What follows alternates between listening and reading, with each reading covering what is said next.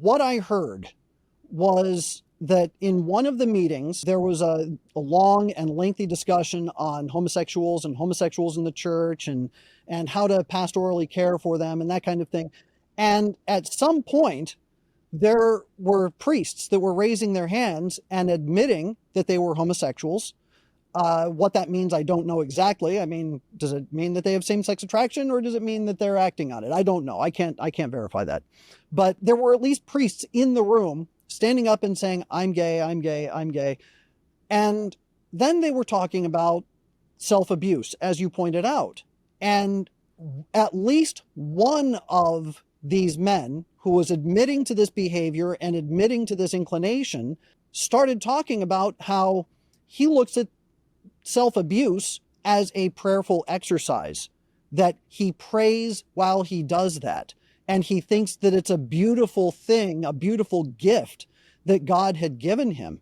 And when you think about that particular disposition, now, regardless of the visual here, what I'm concerned with is that I can guarantee not a single priest in that room told him that what he is doing is mortally sinful, and that if he continues to do it and have this idea that it's actually a good thing, that priest will land in hell.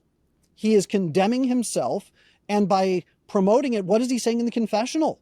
What advice is he giving to young men who are coming to him and confessing self-abuse? Is he telling them that it's okay?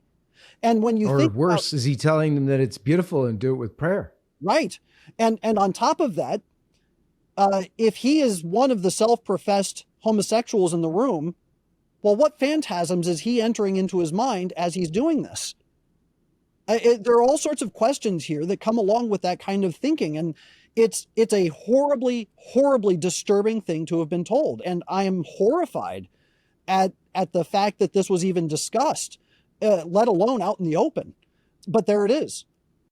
It's not actually all that surprising that we devolve more and more, because once you leave the truth, once you leave the truth of Christ and you go down these avenues that you think are, oh, they're wonderful for the human psyche and this is where we want to go because we want to make it positive, you will go further and further away from the truth. And that means into evil. The popular argument that I think is used a lot of times to justify that behavior, not so much he's kind of sanctified it or trying to sanctify it, but to at least justify it's like, I'm not hurting anyone else.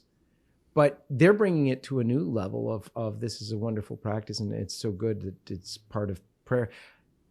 But this is the thing. You end up with a different religion where you glorify evil, and then you turn all morality on its head. So good becomes evil and evil becomes good.